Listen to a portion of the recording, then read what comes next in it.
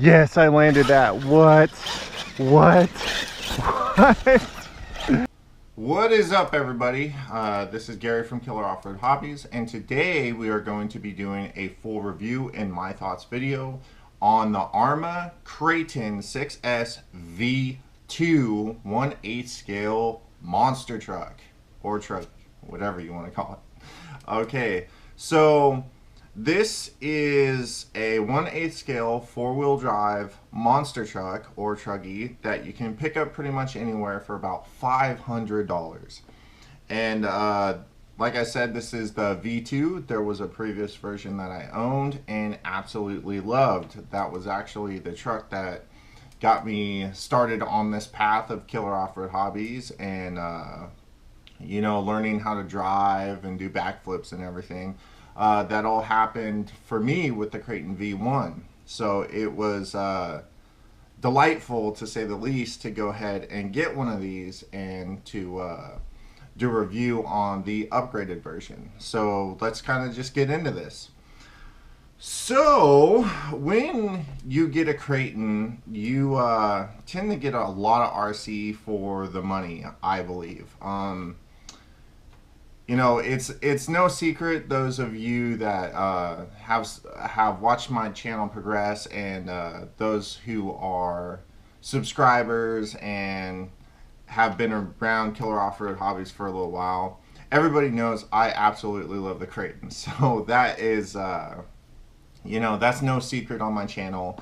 And with the Kraton V2, it is exactly that. I did have a few minor mishaps with this truck, but I do believe that was a fluke, because I have had similar landings, a couple of them, and this truck has driven away from it, no problems at all. Ooh. Oh, I pulled out the pillow ball or I broke it. I definitely, on my last bash with this thing, I definitely tested out the durability of it, and I'm happy to say that it you know, pretty much just kind of took it. It did come out of that little craziness a little worse for the wear. I'll show a little bit of that footage right now.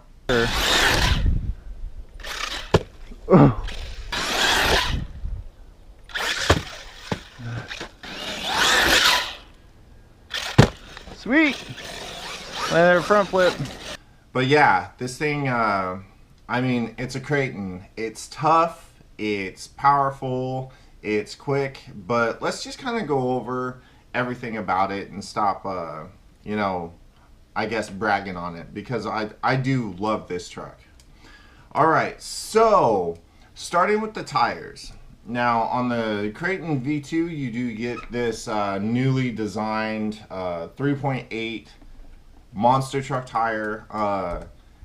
I do believe the original tires that the Kraton came with on the V1 were much better tires. They very different design, but these tires, they seem more for like pavement or asphalt, but they still, on pavement and asphalt, don't do very well.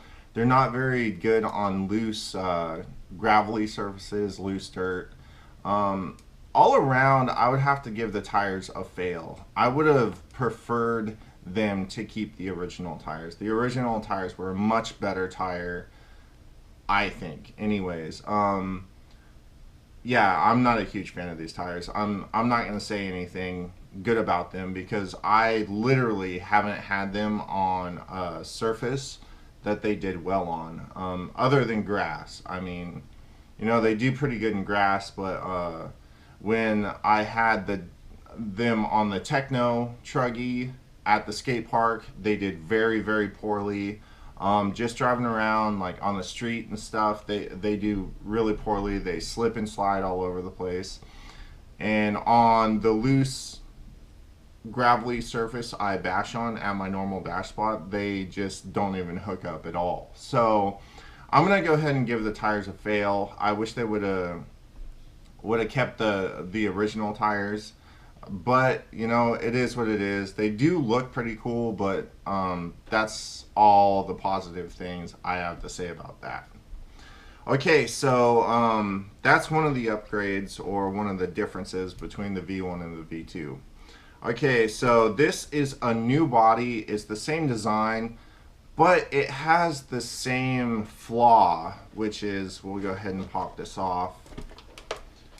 There is no meat on the back here, so these little eye holes tend to just blow out, and yeah, so you get stuck with the blown out back of your body, so you can't really do much with it. And you know, I haven't found a body for this thing that you wouldn't have to just kind of cut out and fabricate to make work.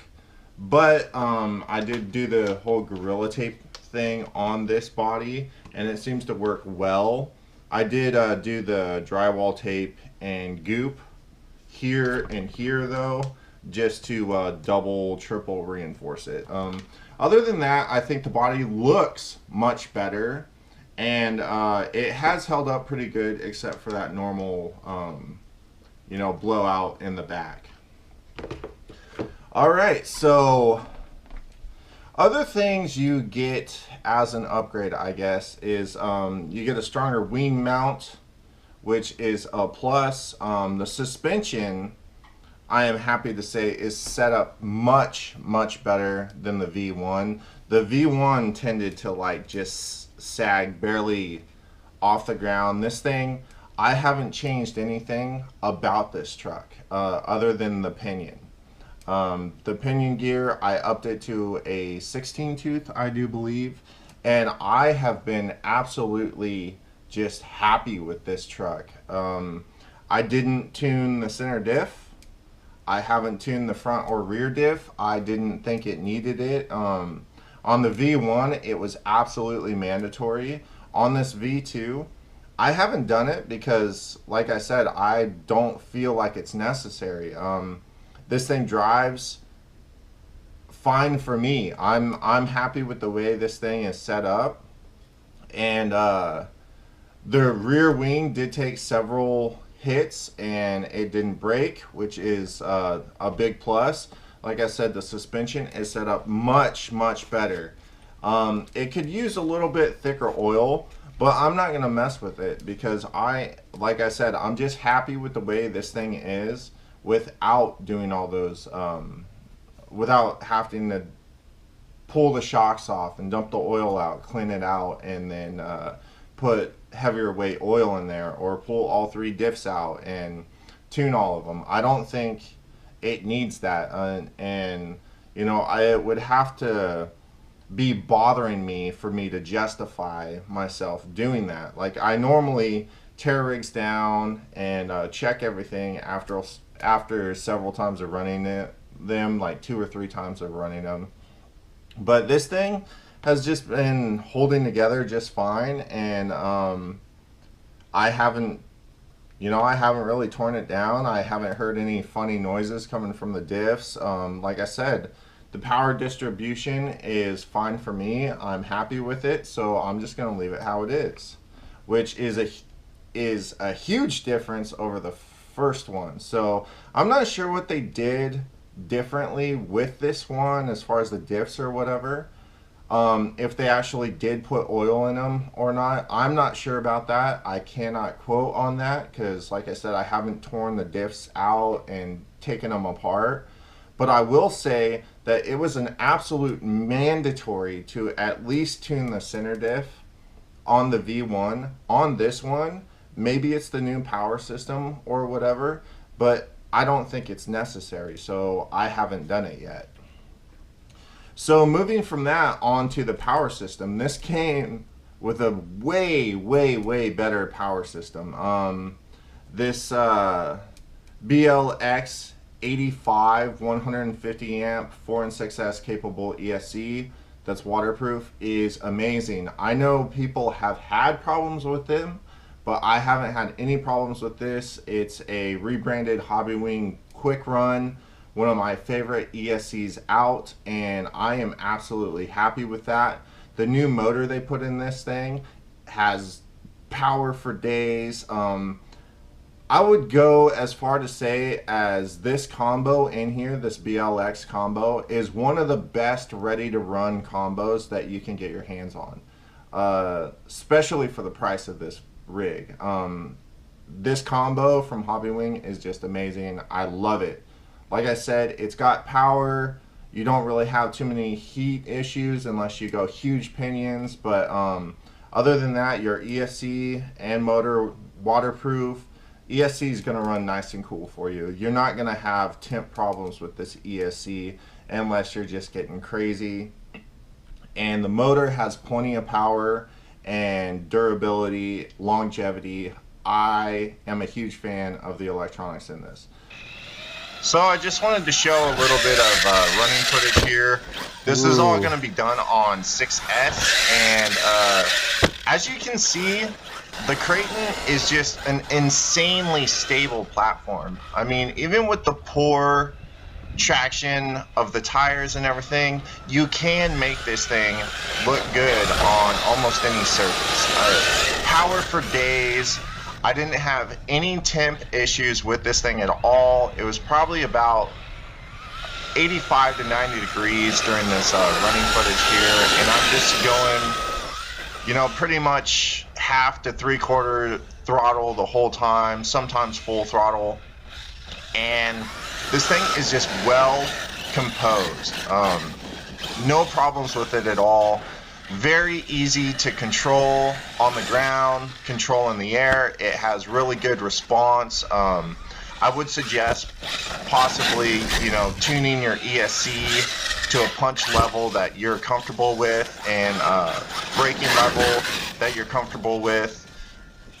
But outside of that, like I was saying, the electronics on this rig are just phenomenal for ready to run, especially, and just how this truck handles itself. You know, just throwing it off huge jumps, driving it around, drifting around corners. I've said it before, and I'll say it again. I absolutely love the Kraton. This is one of the most stable RCs I've ever driven, and for the value you get with this vehicle, I think it is absolutely top-notch. I am also a huge fan of this 15 kg waterproof steering servo that Arrma supplies with these rigs. It's the same one that came in the V1. That one lasted me like a year and a half of extremely hard bashing. Like I said, I was learning with that rig, and it held up. I mean, it took about a year and a half for it to go out, strip out finally. So just kind of going overview of this thing. It does have your typical H-arms in the rear with your camber links up top, and camber is adjustable. It does run track bars front and rear. So it is a 3-diff setup like I was talking about, and has this nice shock absorbing tower in the center to kind of help with top landings and everything.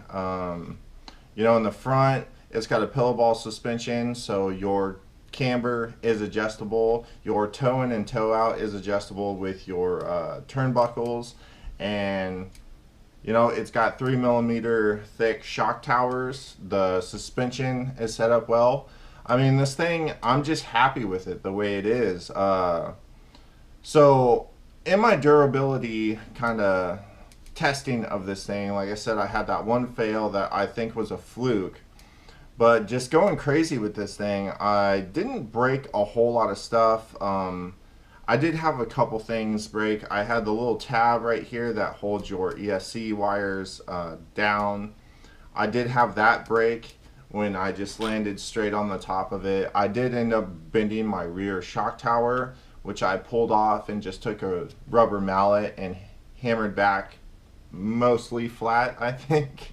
I'll probably get the upgrade rear shock tower. And I did break a battery strap, but since I had to pull the battery tray out anyways, I went ahead and put this top strap on here, because your batteries in a Kraton, the battery tray is not designed very well, so if you stack them on top of each other instead of laying side by side, if you stack them on top of each other, the top battery will tend to move back and forth. So that's why I added this in here to stop that, so that I can stack them, because your spur gear is real close to your battery tray, and if your battery puffs at all while it's in there, that spur gear could possibly chew into your lipo and catch your Kraton on fire. So I tend to put a piece of Lexan in there on the side of my battery too, just to make sure that it's not going to hit the battery, because I have had that chew into one of my batteries one time, and that's why I started taping all my batteries. I Gorilla Tape all my lipos. So the upgrades I did on this, the RPM front bumper and the RPM skid plate in the rear, very, very happy with those. They can take a hit. RPM is a well-known company. They deserve their reputation, and I'm very happy with the bumper. And the Kraton doesn't come with a bumper of any kind except for this little plastic piece that says Arrma right there. And the way I bash, I'm just happy to have something there. And it kind of does save the body a little bit, because if you hit something, you know, it'll just go to the body and it'll fold the nose in, possibly breaking your body. So I highly recommend the RPM bumper and skid plate for this thing. RPM has a ton of stuff out for the Kraton now, like front A-arms, rear A-arms, wing mount. So, you know, those are definitely things that I will look at if I end up breaking those. You can also get aluminum chassis braces. Like I said, they have the upgraded shock towers. They have the aluminum servo mount, so you don't get the torque steer.